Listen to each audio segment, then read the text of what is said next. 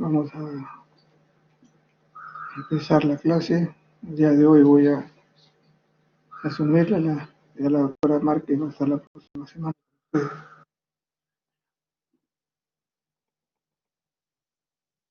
Okay.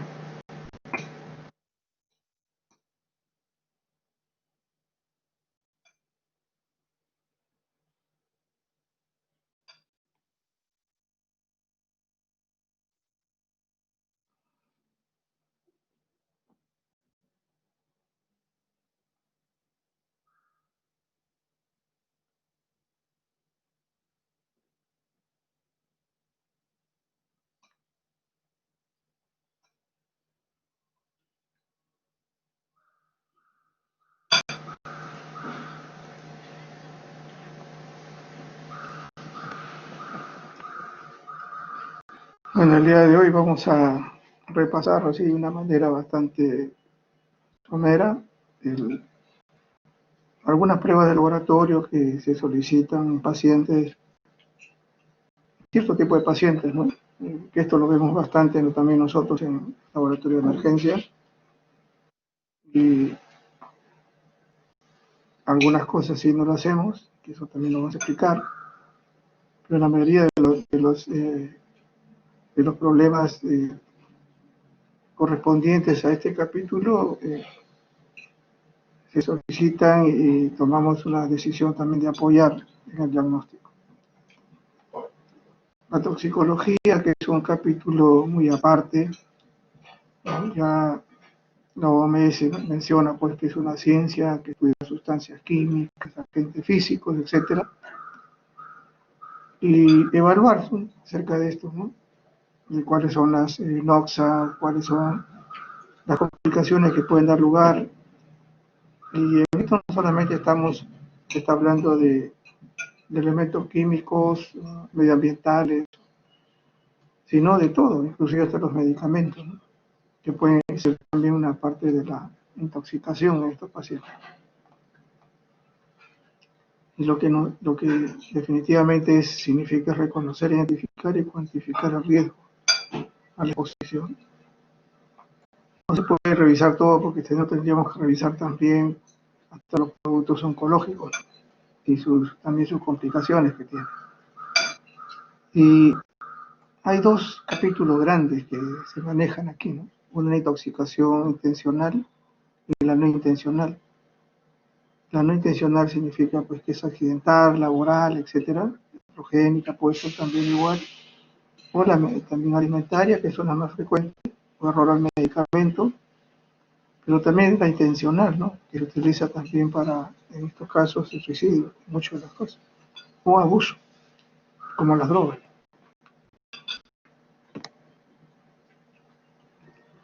Y es un capítulo, no necesariamente hay una parte que le corresponde a farmacia, ¿no? Una parte aquí de especialización, pero hay una parte médica que nos corresponde a nosotros. Y eso tiene que ver, inclusive hasta con la especie laboral, que actualmente se está manifestando. Y hoy inclusive hasta la psicología forense, la cual también se maneja no solamente nosotros, sino también laboratorio de anatomía patológica y la toxicología clínica, que es la que frecuentemente tenemos nosotros en el trabajo. Y la situación de toxicidad tiene que ver con efectos biológicos adversos. La toxina, ¿no? Que es sustancias que pueden ser de cualquier tipo, que van a desplazarse pues, por el organismo y poder también hacer un daño.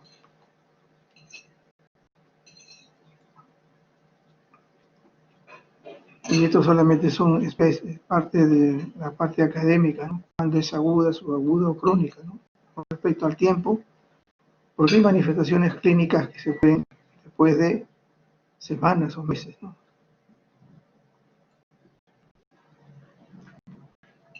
Y para poder nosotros también manejar, igual que la parte clínica en laboratorio, tenemos que tener también todo un sinnúmero de pasos.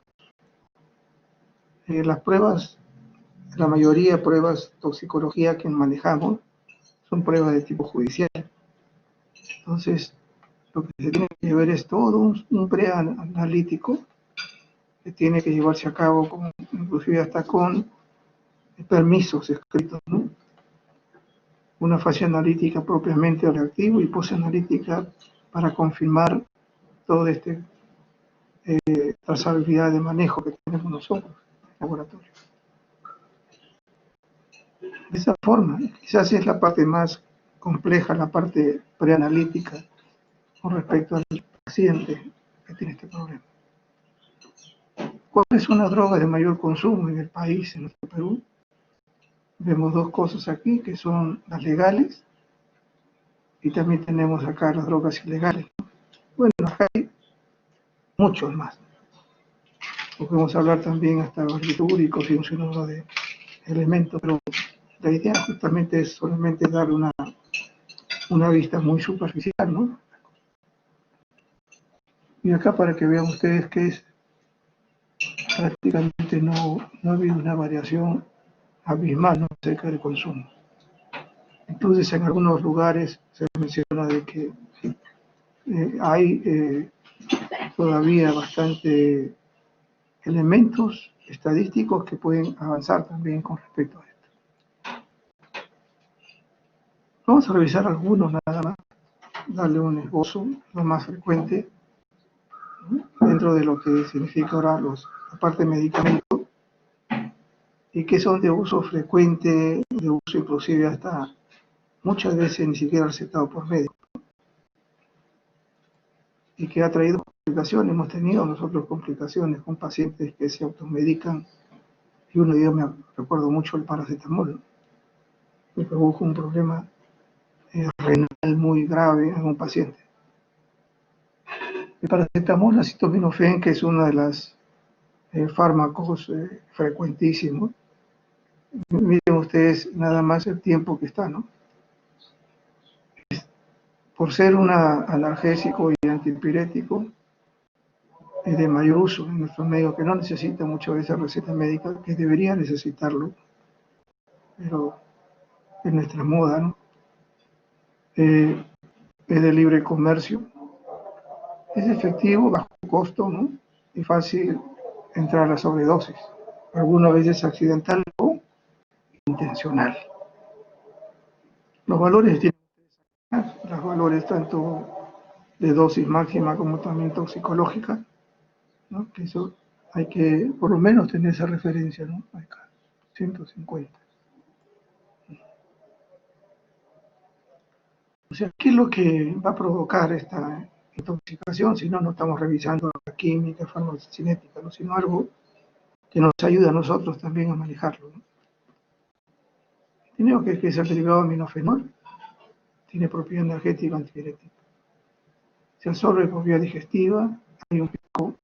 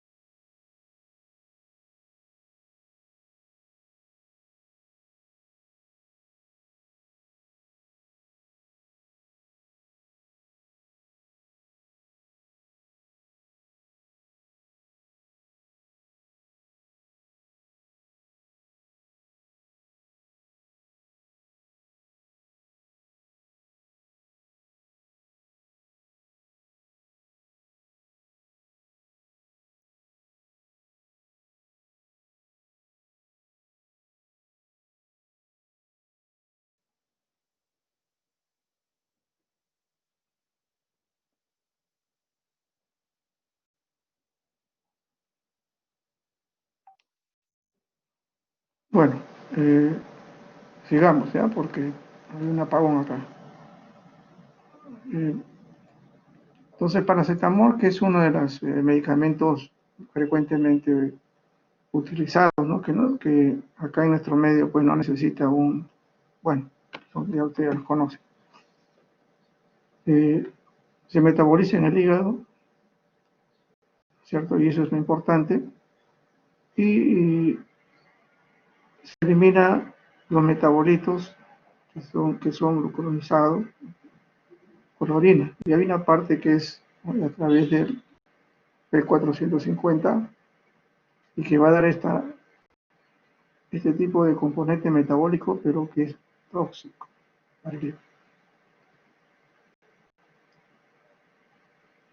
Las dosis tóxicas de este medicamento, ¿sí? Va a afectar siempre el sistema de conjugación y va a aumentar la vía alternativa. La vía alternativa pues es el NAPQI, es oxidativa. Entonces va a generar muchos metabolitos de tipo tóxico y va a sobrepasar definitivamente la posibilidad de neutralizarlo, ¿no? Que va a provocar con esa manifestación de dosis excesiva o sobredosis, a veces por el dolor o porque la fiebre no remite, pues empezamos a darle más hipertamientos, ¿no? Provoca daño hepático por la lección oxidativa, por el TARC, y posteriormente, si esto prosigue, va a provocar una necrosis hepática. Y hay estudios en los cuales, por este medicamento, la única solución después de la necrosis que ha tenido masiva era solamente el trasplante de hígado. No había otro remedio. Y vemos que hay un mecanismo, ¿no? En el cual también ustedes pueden llevarlo con tranquilidad. Esa es la parte química. Pero ahí es la toxicidad de este medicamento por sobredosis, por sobresaturación, y se va a formar en las máquinas. La oxidación es lo que va a hacer que el hígado resulte dañado y va a empezar a tener este problema, ¿no? Acá tienen ustedes cogido algunas etapas, ¿no?, de intoxicación, cuando las primeras horas, 24 horas, 48 horas, y ahí algunas sintomatologías que nos va a ayudar mucho.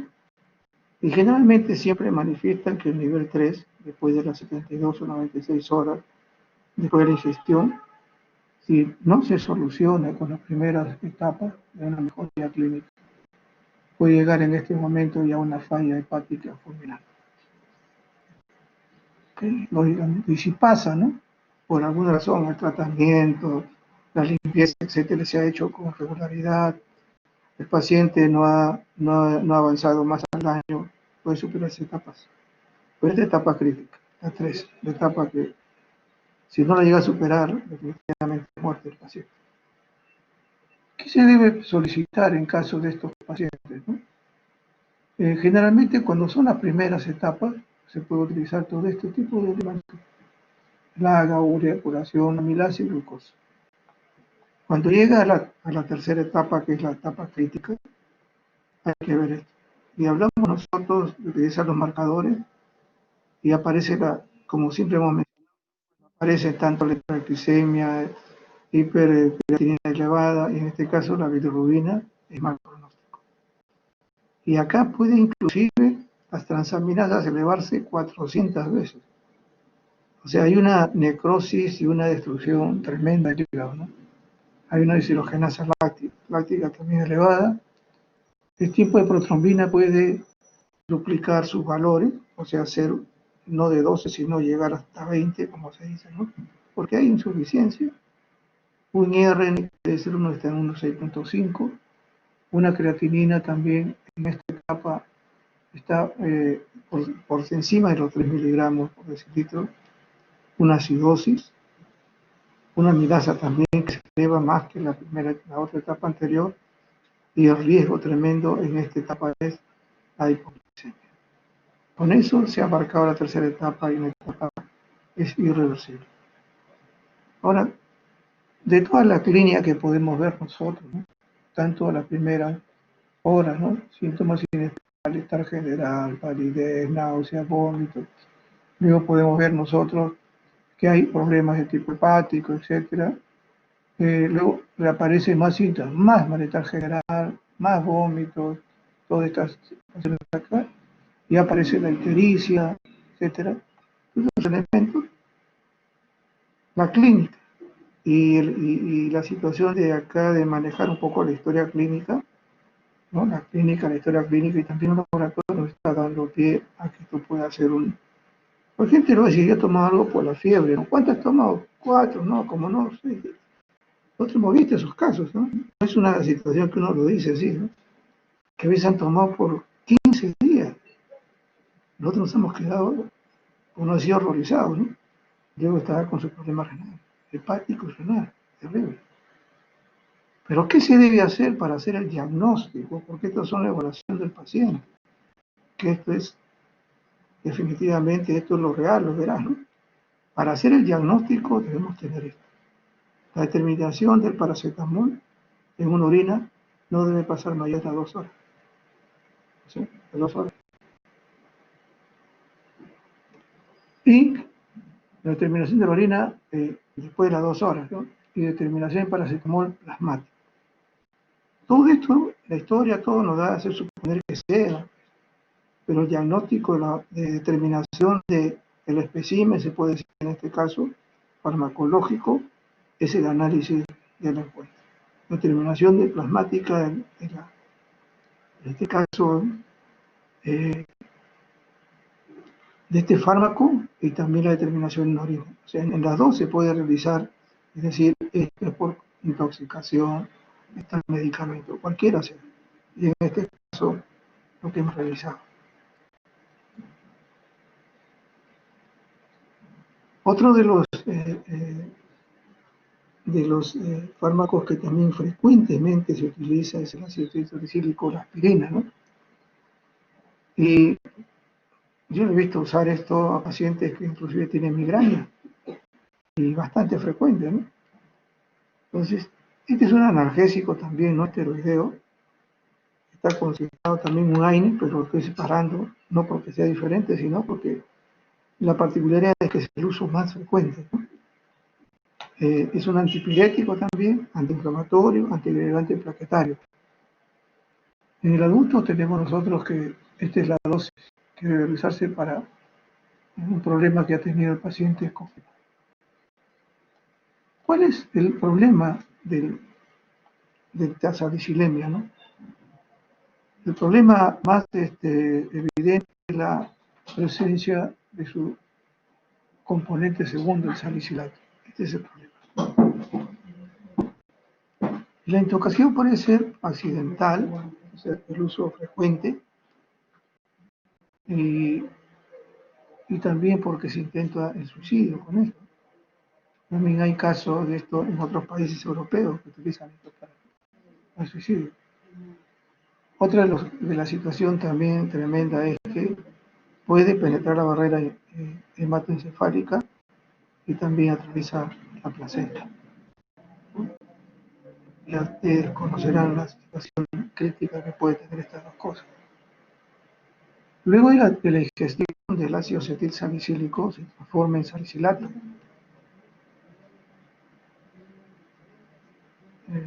Transforma el ácido salicílico, que se disocia, el salicílico digo, se disocia en hidrogenión y luego el componente tóxico, no el salicilato.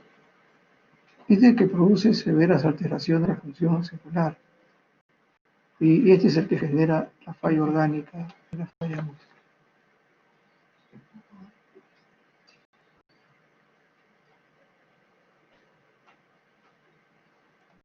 Y vemos nosotros que en algún inicio, aquí por decirlo, porque son cosas que en la parte de la clínica, ¿no?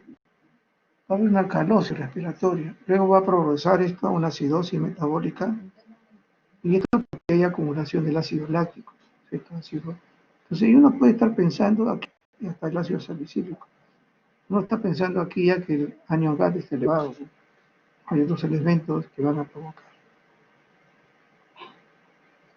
¿Qué es lo que es interesante de todo esto? Se sabe que No a todos le va a pasar una intoxicación, inclusive hasta no necesitamos una dosis máxima, ¿no? Muchas veces hay sensibilidad también.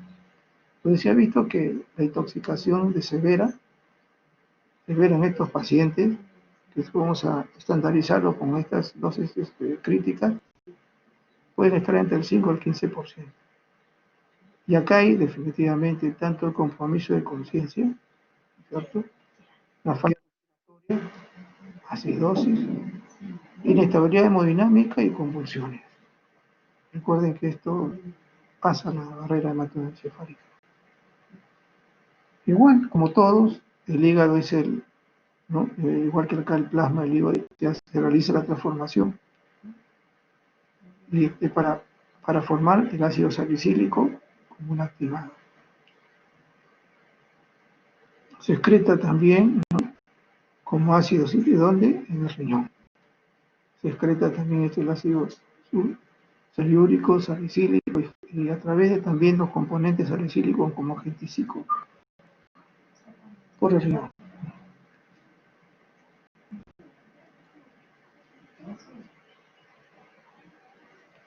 Bueno, acá están las cantidades que hay en esta tabla y algunos síntomas. Por ejemplo, cuando las cantidades que han rebasado estas 300, 600, sobre todo en el adulto, ¿no? Microgramos por mililitro, lo que va a suceder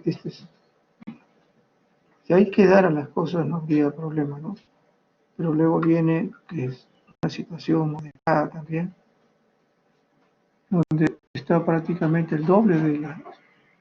Y acá una silla donde nos habla de que acá es la cuestión crítica, ¿no?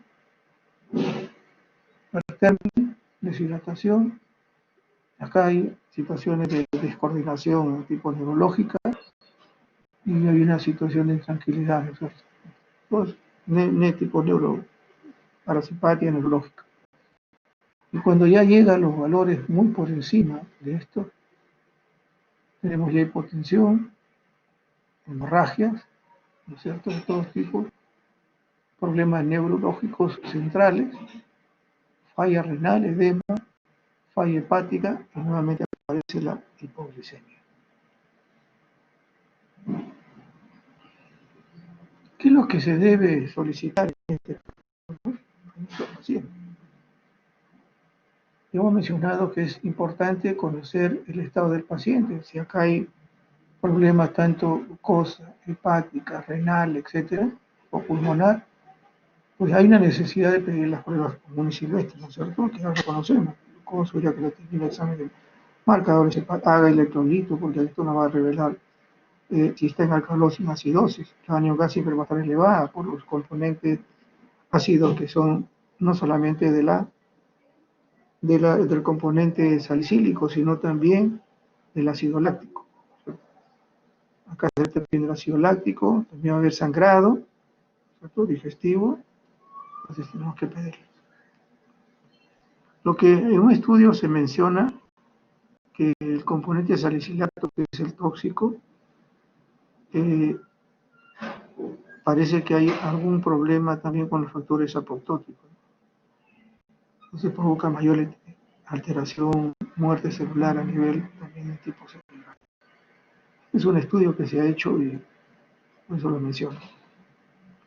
Ahora, ¿cuál es el diagnóstico? Necesariamente el diagnóstico para detectar también, aparte de todas las evidencias que ha tomado la aspirina mucho tiempo, y se tomó mañana, tarde y noche, la cantidad, etcétera. A veces no se puede determinar eso, pero sospechamos por ese hecho nada más de conocer la historia clínica y las lesiones que puede llevar a cabo en el hígado, del riñón, aparato respiratorio, parte neurológica, etcétera, por intoxicación. ¿Cuál es el diagnóstico? El diagnóstico es la salicilemia. Lemia, ¿no? Sangre. Entonces, acá hay algunas pruebas que se realizan para eso, ¿no? Una reacción de cloruro férrico para determinar también la presencia de, sobre todo en orina, un color violáceo, una gota de este componente en la orina, en una orina, y se ve un color violáceo con esta presencia de este componente de reacción, hacer una reacción férrica. Entonces nos dice que hay presencia de salicílico o salicílico. La salicilemia se confirma, dice, en muestra obtenida 6 horas post ingesta. Y hay que repetirla, ¿no es cierto?, para comprobar el posible incremento y evaluar en su función de la acidemia. Y estos son los... Ahora, se puede hacer a nivel, y acá se dice así, no les pongo acá pues las técnicas, ¿no?, porque eso ya nos corresponde a nosotros, pero ahí también en sangre, también en orina. En orina estamos viendo de manera cualitativa la presencia de salicílicos, o en este caso los componentes del ácido ACS, ¿no?, ácido acetil salicílico, y también en sangre, ¿no? También podemos detectarla a través de otros tipos de técnicas de separación también de componentes farmacológicos. Una técnica un poquito complicada, pero se utiliza como si fuera esa técnica que utilizan en los videos en la televisión, ¿no? CSI, igual. Es como una cromatografía, me parece. Entonces, eso es el diagnóstico. Y las pruebas que le estamos realizando es para valorar al paciente.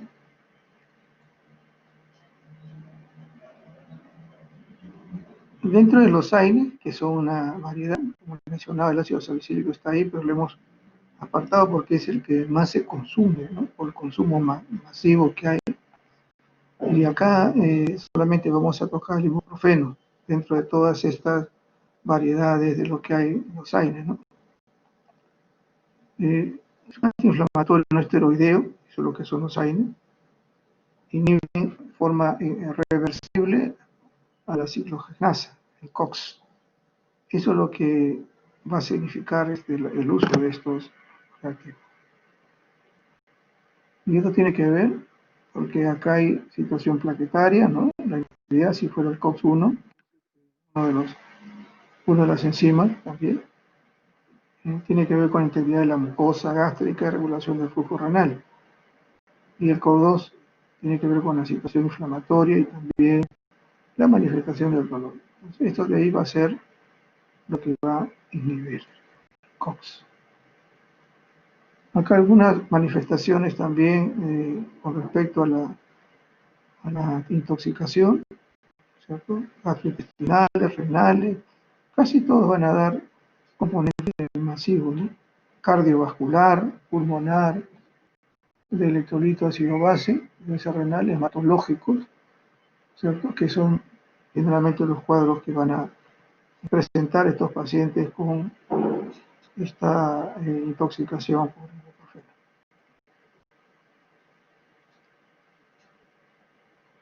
Ahí está. Es inhibición no selectiva del ciclogenasa, el COX, y reduce las prostaglandinas. Su eliminación es renal y biliar. Y le he puesto entre comillas porque hay un estudio, pero no ha sido nada utilizado, pero de todas maneras hay un estudio que se ha hecho con respecto a la disminución de la acción de los antibióticos. No he vuelto a leer otro artículo de esto, pero hay un artículo acerca de esto. La dosis actual, ¿no?, para el adulto es esta. Hay un cuadro bien interesante. Acá, este cuadro y acá también, que un poco lo suman las cosas. Cuando son 100 miligramos por kilo de peso, ¿cierto?, en algunos casos va a ser asintomático, solamente algunas molestias digestivas, ¿no?, una cefalea, etc. Dolor abdominal. Cuando los valores superan esta cantidad por kilo de peso, más sí va a tener componentes ya neurológicos, cardíacos, ácido base, renales.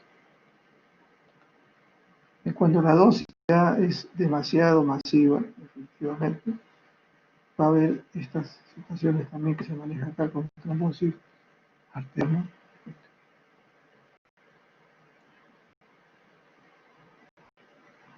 ¿Qué se debe hacer? Como ustedes ya han visto, ya todas esas patologías que hay, renal, hematológica, entonces tenemos respiratoria, coagulación, hay alteración del calcio, hay alteraciones del fósforo, examen de orina porque hay un problema de tipo renal, hay problema cardíaco, y de todas maneras hacer eso electrocardiograma, ¿no? El respiratorio. ¿Cuál es el diagnóstico? Es el ibuprofeno cuantificado en sangre y plasma.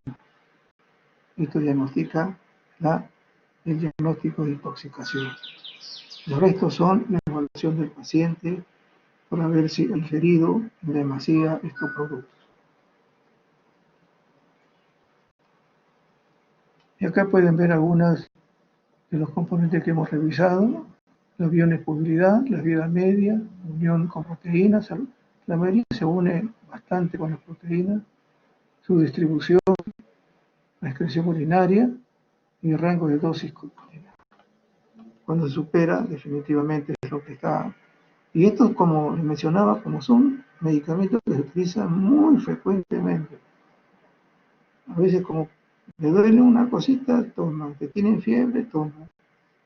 Y a veces la fiebre no cede, entonces le están tomando cada 2 horas, a veces le están dando, ¿no? Y el problema es que va a ocasionar pues, daño, en este caso, o es daño renal o es daño hepático. El compromiso puede ser respiratorio o cardiovascular. Y eso es lo que se ve, eso es lo que se observa muchas veces en cuadros como estos en pacientes, ¿no? Y hemos tenido nosotros casos ya en el hospital, hospitalizados por petequias, hematomas y sangrado, ¿no? Masivo por estos medicamentos. Pero es una cosa rara en la actualidad, se usa mucho, ¿no? Y indiscriminadamente. Entonces hemos revisado solamente 3 de tantos que hay, porque bueno, cada uno de ellos es, definitivamente este no es un curso, ¿no? Sino es un mirar que hay que, aparte de eso, una de las cosas que se menciona en la parte de los clínicos es, en estos pacientes que tienen intoxicación, que ustedes ven que hay sangrado, problemas, es el ABC de la urgencia, como si fuera un trauma, el ABC. ¿Cómo está su aparato respiratorio? ¿Cómo está en la parte del volumen? ¿Cómo está el problema hematológico? ¿Cómo está? Etcétera, etcétera, etcétera, que ustedes ya lo conocen mejor que yo. Esto es lo que tenemos que nosotros y ustedes hacer también.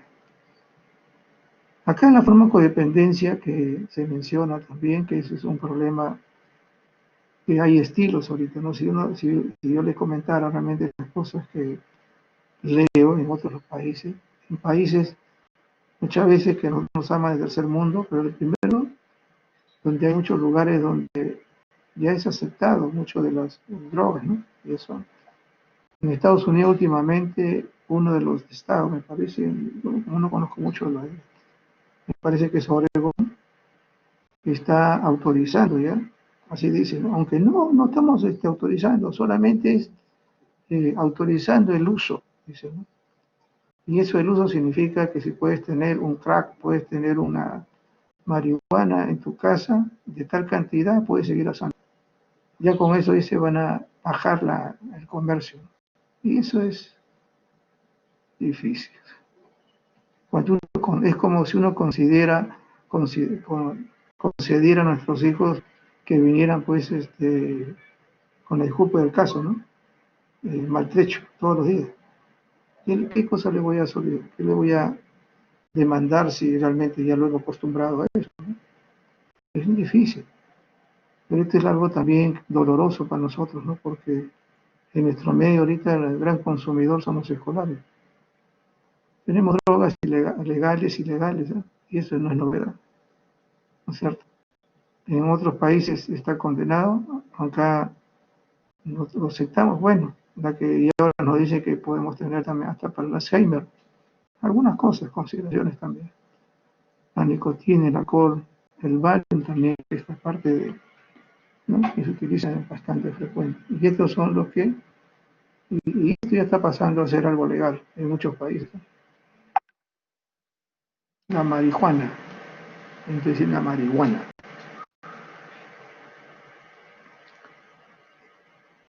esto, si somos campeones, no solamente por cuestiones, y usted sabe lo que está pasando en nuestro medio ahorita, para no estar hablando acá de situaciones, usted sabe ya, ¿no? Es triste, doloroso. Esto también es... ¿Qué cosa hay, no? Es el etanol, alcohol vínico del vino, alcohol de las melazas, etcétera. El alcohol etílico, no estamos dando alcohol metílico porque es otra cosa, es un veneno. El etanol es componente de todas las bebidas alcohólicas, es un depresor, ¿ok? Y también hay costumbre de potenciar estas con sedantes, anticonvulsivos, antitranquilizantes, analgésicos y con otras drogas. El problema es que el alcohol produce tolerancia y efectos en el sistema nervioso central, produce hipoglicemia, hepatitis aguda, trastornos cardíacos, radiomielitis. No podemos solamente observar las cosas que pasan, los cambios conductuales, etcétera. Conducta habitual, el sujeto puede acentuarse y alterarse, se asocia con amnesia, la violencia y los accidentes de tráfico. Los accidentes automovilísticos es una de las situaciones por esto, ¿no? Sé que a veces cuando uno tiene una actividad de esto dice, no, vamos a tomar algo, ¿no? Un par de chelas, lo que dice, ¿no? Pero esto de la OMS, por ejemplo, Perú está entre los países latinoamericanos con mayor consumo, ¿no?, de cerveza. La más consumida de las bebidas alcohólicas es la cerveza, llega al 88%. En la actualidad también está bajando, ¿no? Ahora nos gustan los otros, son los coctelitos. Digamos que con ese cambio de vida, por lo menos acá era menos nocivo. Todos son nocivos, pero una cosa es menos. En el otro tiene hasta 40% de alcohol, ¿no? Y hoy nos hemos cambiado la rutina. Pero igual, somos, en el mundo somos, en América, casi después de Brasil, somos nosotros. Somos campeones en eso. En el año 2012 ya había 1,5 millones de peruanos dependientes del alcohol. ¿No es cierto? Esto es lo que realmente está haciendo daño, ¿no? No solamente las drogas permitidas, sino también las drogas ilícitas. Y casi un 30% está invadiendo a los estudiantes de secundaria. Y eso se está reportando ya del año de 2016. De 2016. La otra, si ustedes ven solamente la curva de acá, se van a dar cuenta de que antes el varón pues estaba arriba, ha bajado un poco. ¿Sabe quién está subiendo ahorita el consumo también? La vida son las mujeres. La liberación.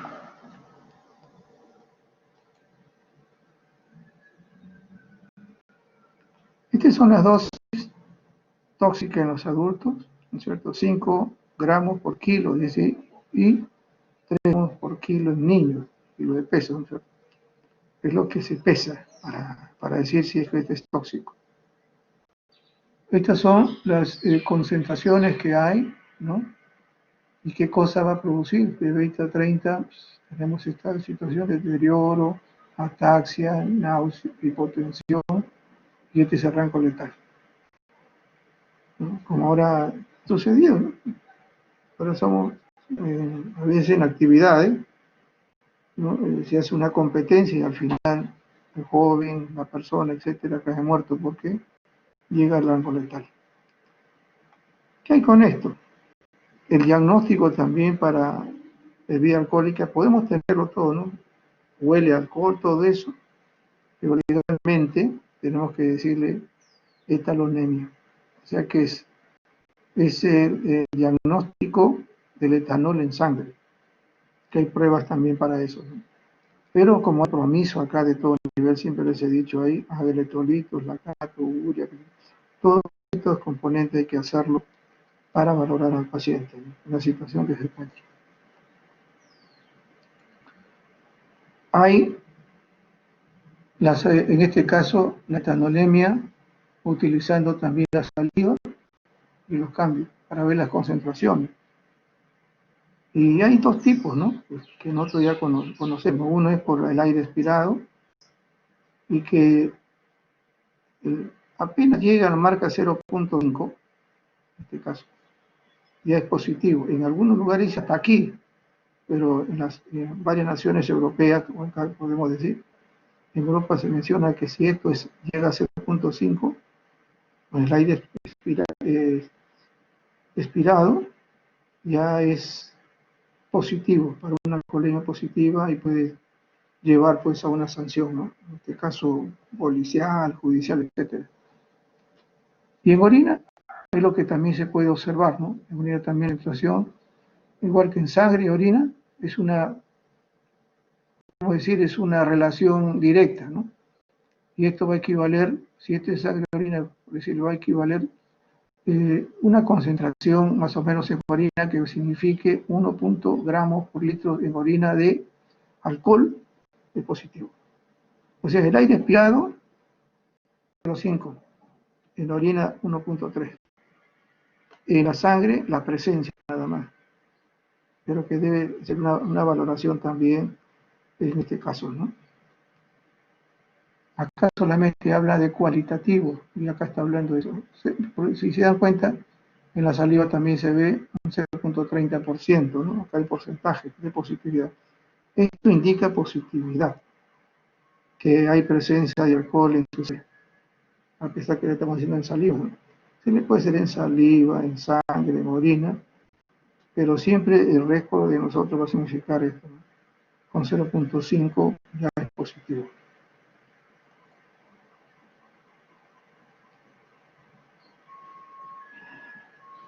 La cocaína, o su componente importante, que es la benzol metilgonina, ¿no? Que eso es lo que se pide. Es un estimulante de actividad anestesia y también actividad simpático-mimética. La ingesta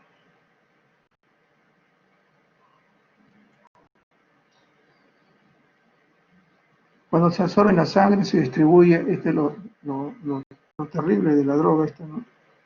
Cuando se absorbe en sangre, puede ser inhalado, fumado, etcétera, se distribuye en todos los órganos. Principalmente tiene afinidad por el sistema nervioso central, pero está en todos los órganos. Atraviesa también la barrera hematoencefálica, por esa razón de que esto se conoce a veces cuando también tiene síndrome de abstinencia, ¿no? Dice, ¿no? En el caso de los niños, la madre es también eso, pasa también las drogas, en este caso el feto. La transformación en sangre es por pH por medio acuoso, potenciando por la colesterasa y se completa en el hígado. La transformación en sangre se completa es hidrolizada por las enzimas colesterasa y da lugar ¿qué? Al principal metabolito de ese órgano. Y con este de acá es lo que se dosa para determinar que es cocainómano. Acá solamente mencionar algunas alteraciones que hay, ¿no? Se dan cuenta, a todos niveles, no solamente dice, no, que no, es en todos lugares, todos niveles, todos los órganos va a provocar también ciertos tipos de alteraciones. ¿Qué hay que hacer con estos pacientes? Aparte que uno ya lo aprecia, ¿no? Hasta esas discoordinaciones, cuando uno ya tiene esa visión de ver estos pacientes, ya sabemos que cierto tipo de alteraciones observables, ¿no? A veces hasta ciertos tics, ciertas cosas, ¿no? Igual que la marihuana que vamos a ver. Hay que hacer pruebas basales de todas maneras hay que hacerlo.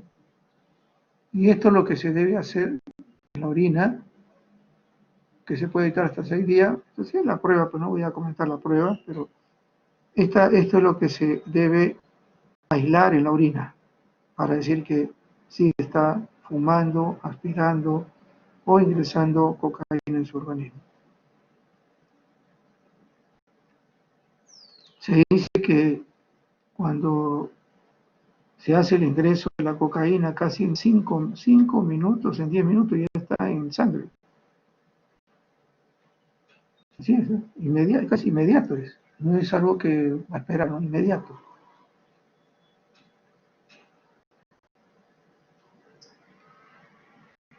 Cuando es un ingreso muy rápido de esta droga, lo que puede llevar es también ese problema definitivamente neurológico central y problemas de arritmia, ¿no? Esto puede matar, porque la cocaína mata también por esa situación. Y hemos visto que la persona con cocaína también puede sufrir de problemas de infarto miocardio.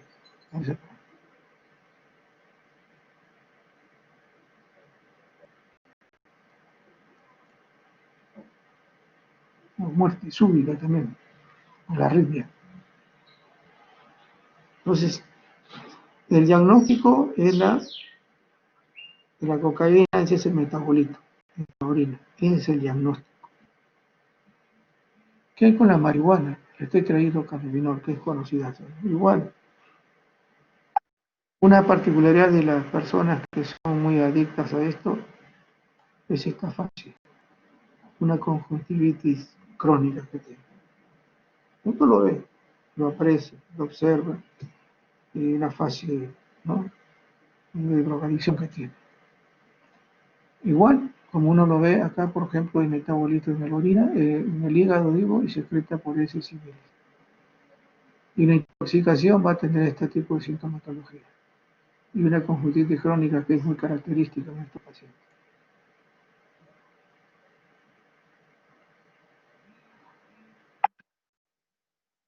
¿Qué es lo que nos interesa a nosotros, aparte de todas las manifestaciones que puede tener en la parte clínica en el laboratorio? Es el diagnóstico de tetrahidrocannabinol en orina. Estas son las pruebas porque hay que, de todas maneras, este paciente tiene pues alguna manifestación clínica, hay que tomarle la prueba. Y son pruebas rápidas que se hacen inmediatamente. Y acá se agrega la orina, acá hay anticuerpos contra este componente y vemos nosotros la positividad. Okay. Decimos, quizás es la prueba más rápida, más sencilla para poder determinar este tetrahidrocannabinol.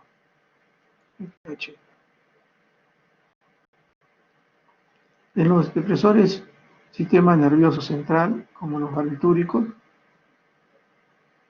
va a provocar pues esto, ¿no? Sedación, reducción de la ansiedad, en trastornos convulsivos también lo va a limitar, induce una sedación y anestesia, lo que va a hacer. Y acá hay algunos componentes frecuentes que conocen, diazepam, clorazepam, que todos son, ¿no?, elementos que se manejan hasta para sedar.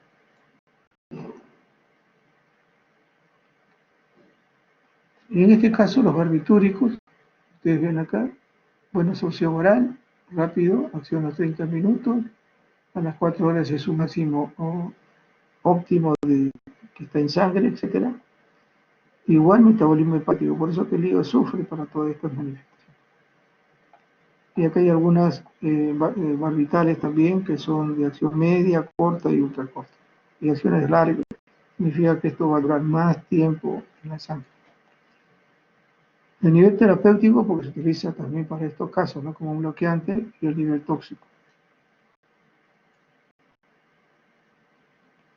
Y esto es lo que va a suceder. Si hay una depresión del sistema nervioso por intoxicación, fallo cardíaca, paro cardiorrespiratorio, una miosis aguda, midriasis, en etapa tardía, hipoxia, etcétera, hay un problema respiratorio cardiovascular y al final renal.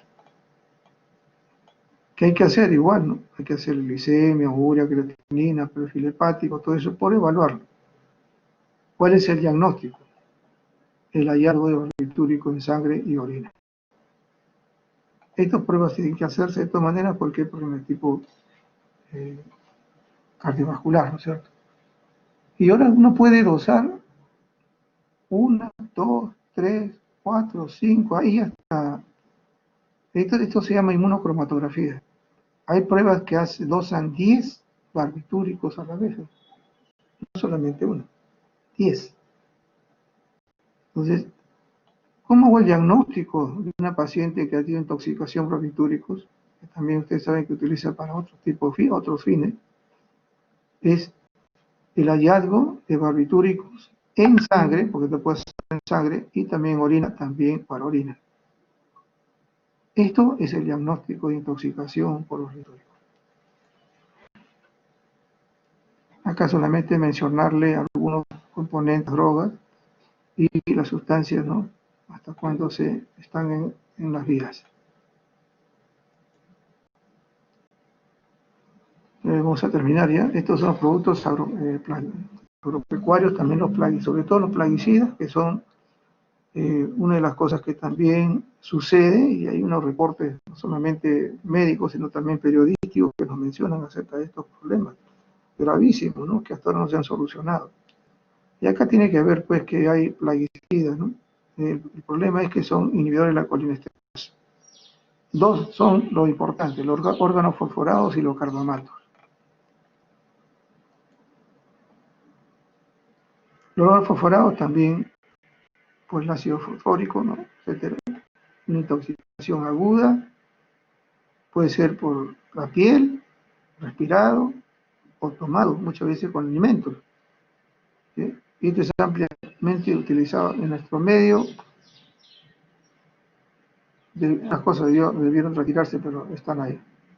Pero en nuestro medio se utilizan aquí los carbamatos también igual. Igualitos son como los dos tienen la misma. Este es un poco más débil, pero igual provoca el mismo problema, ¿no? Las colinesterasa. Acá vemos nosotros los principales plaguicidas que hay en nuestro medio también. Estos han ido también, imagínense, no somos una tierra agricultora, nada, pero han ido pacientes al hospital también por estos problemas. Los inhibidores, ¿no? Se puede absorber por todas las vías, el oral, también accidental, muchas veces niño porque está contaminado a un elemento alimenticio, intento suicidio, inhalatorio, dérmico, conjuntival, vaginal o rectal. O sea, se absorbe por estos niveles. Ambos, tanto el carbamato como en este caso los órganos fosforados, ambos causan pérdida de la función de la colinesterasa.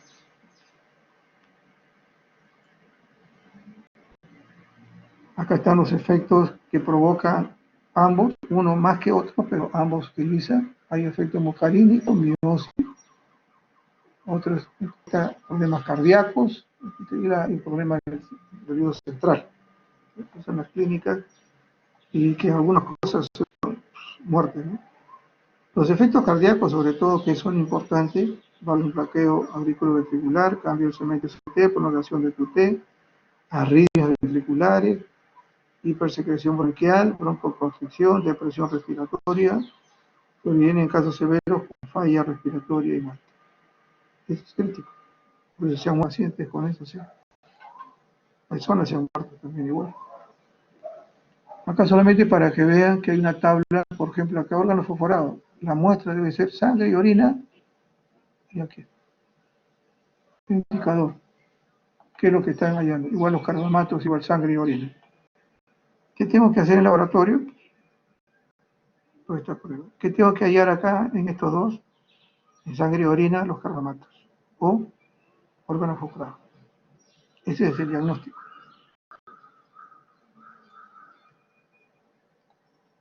Esto es lo último, los alimentos también nos provocan un problema serio, y estos son los contaminantes que hay. Pero estoy relatando algunas cosas interesantes. Enfermedad, ¿no? O sea, en este caso, transmitida por alimentos, intoxicación, tiene que ver con situaciones también, no solamente químicas, ¿no? Sino también todos los virales, hepatitis, salmonela.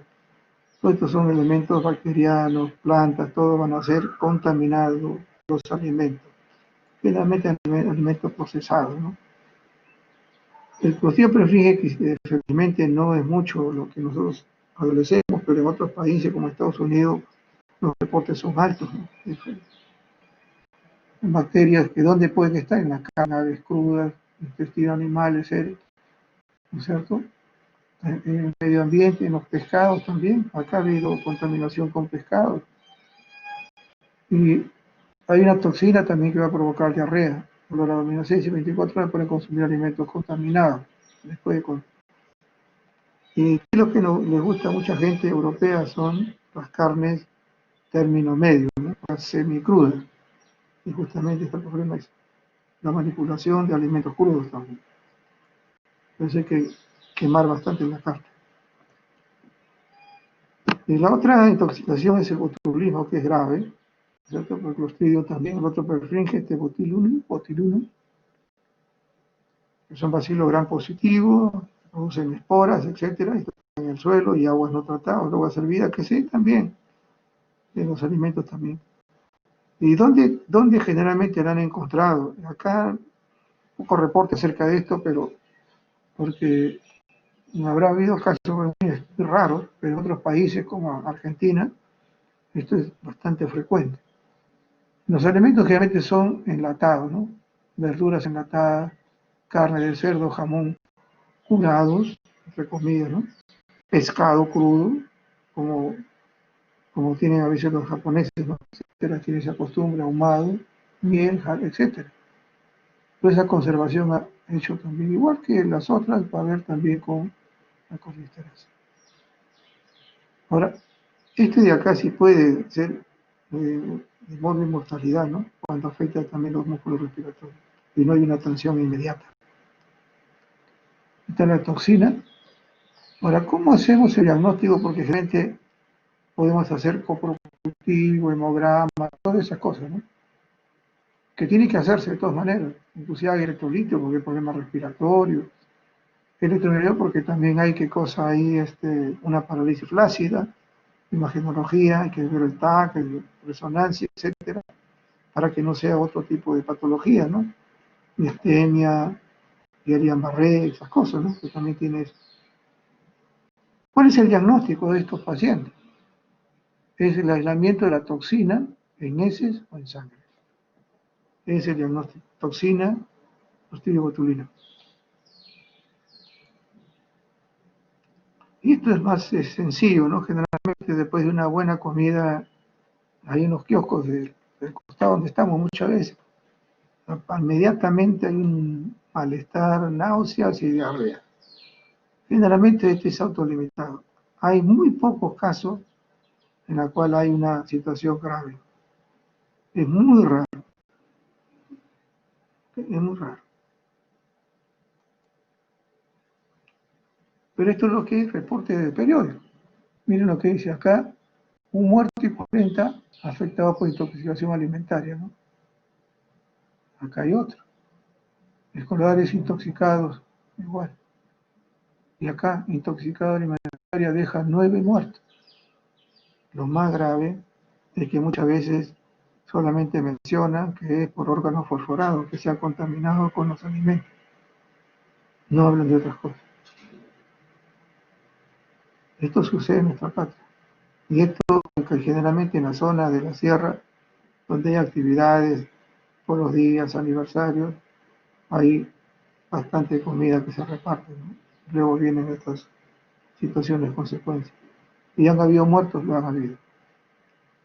¿Okay? Y esto solamente mencionarles que hay otros tóxicos por hongo, etcétera. Nos equivocamos, utilizamos otro tipo de hongos y un sinnúmero de problemas. Entonces, una de las cosas es ver la gravedad de la intoxicación que podemos tener a nosotros como una vía de los pacientes por la historia clínica. Luego vemos que hay compromiso hepático, renal, respiratorio. ¿Y de dónde viene? Ah, no, él es trabajador. Un día llega así un caballero. ¿De dónde viene? No, él trabaja en el campo, agricultor. Uf, ya estamos pensando en eso. Pero como se utiliza por todos lugares, los órganos fosforados utilizan mucho, como es un plaguicida, entonces generalmente es bien, ¿no? Bueno, le dan su tratamiento tropina, le ponen, ¿no? Lo hacen equilibrio hemodinámico, evitan que no haya otro tipo de compromiso, ¿no? Ciega pulmonar, su electrocardiograma, etc. y se acabó. pero muchas veces no llegan a ser. Y a veces el diagnóstico es un poco no agradable, ¿no? Entonces, historia clínica, importantísimo estos pacientes si ha tenido un tratamiento consecutivo. Pero los diagnósticos, ya les está indicando ahí, los diagnósticos no es que les digan, no es que sepan la relación del laboratorio, sino son el aislamiento de cada uno de los componentes, sea farmacia, sea alimentaria, metatoxina, esos son los diagnósticos, ya que nosotros tenemos que tenerla, igual que en las drogas, ¿no? Podemos tener toda la evidencia, ya ahí está embriagado, está fuera de foco, como decimos a veces nosotros. El diagnóstico lo da el examen de laboratorio. Eso es lo que tiene que ustedes tomar en consideración. Algunos se hacen en sangre, otros en orina. ¿Ok? Bueno, hasta aquí nos quedamos.